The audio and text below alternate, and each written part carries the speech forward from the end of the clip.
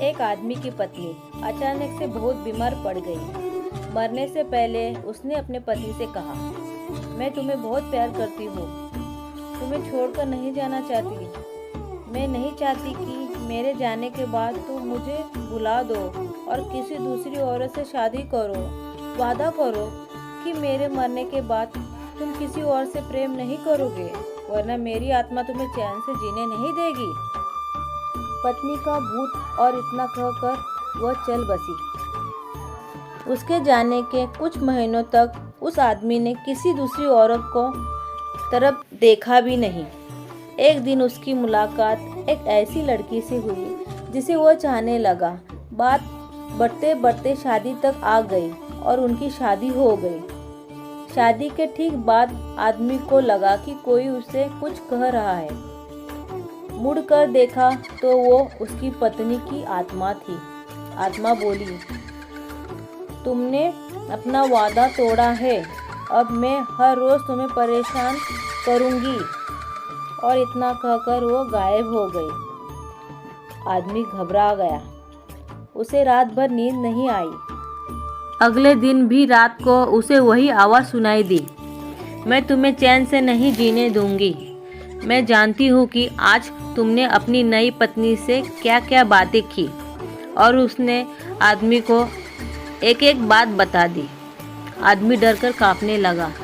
अगले दिन वह शहर से बहुत दूर एक जैन मास्टर के पास गया और सारी बात बता दी।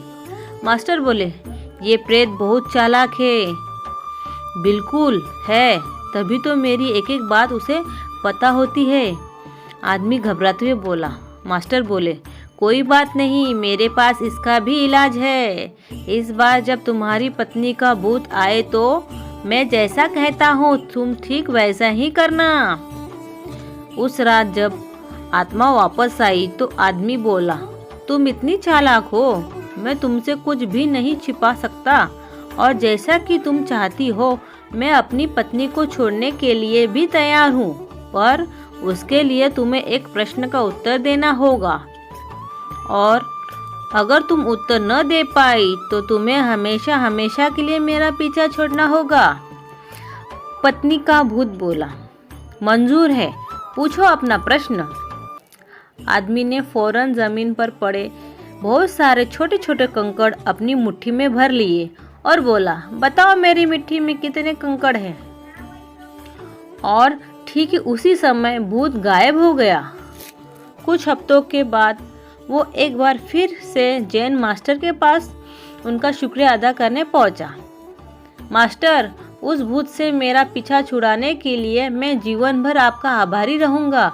आदमी बोला, पर मैं ये नहीं समझ पाया कि आखिर उस प्रश्न में ऐसा क्या था कि एक झटके में ही भूत गायब हो गया। मास्टर बोले, बेटा, दरअसल कोई भूत था ही नहीं। मतलब? आदमी आश्चर्य से बोला, हाँ, कोई भूत था ही नहीं। दरअसल दूसरी शादी करने की वजह से तुम्हें एक अपराध बोध महसूस हो रहा था और उसी वजह से तुम्हारा दिमाग एक भ्रम की स्थिति पैदा कर तुम्हें भूत का अनुभव करा रहा था। मास्टर ने समझाया, पर ऐसा तो वो मेरी हर एक बात कैसे जान जाता? आदमी ने पूछा। मास्टर मुस्कुराते हुए, क्योंकि वो तुम्हारा बनाया हुआ ही भूत था, इसीलिए जो कुछ तुम जानते थे वही वो भी जानता था।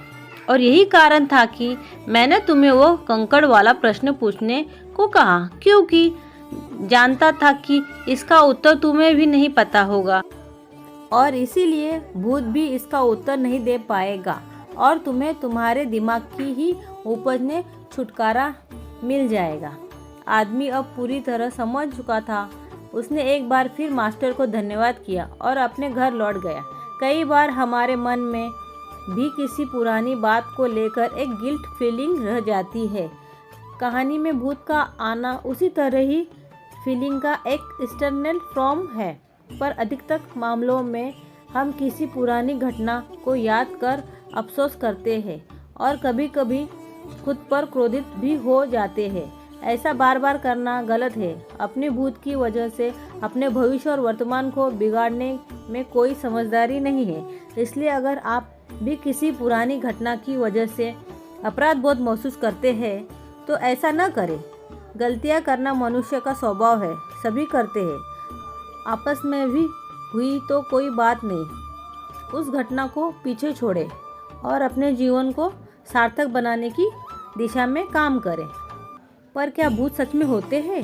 यह एक ऐसी बहस है जो सदियों से चली आ रही है। जहां करोड़ों लोग मानते हैं कि भूत सच में होते हैं, वहीं बहुत से लोग ऐसे भी हैं जो भूत या आत्माओं के अस्तित्व को लेकर सहमत नहीं है। खैर, जो भी हो, अक्सर हमें भूतों से जुड़ी कुछ घटनाओं का जिक्र सुनने को मिल जाता है और अगर बताने वाले की माने तो ये घटनाएं सच्ची भी होती है। तो आइए हम ऐसी कुछ सच्ची भूतिया कहानी के बारे में अगले वीडियो में जानेंगे। वीडियो अगर अच्छा लगा तो वीडियो को लाइक करें, चैनल को सब्सक्राइब कीजिए। Thank you for watching video friends. Bye bye.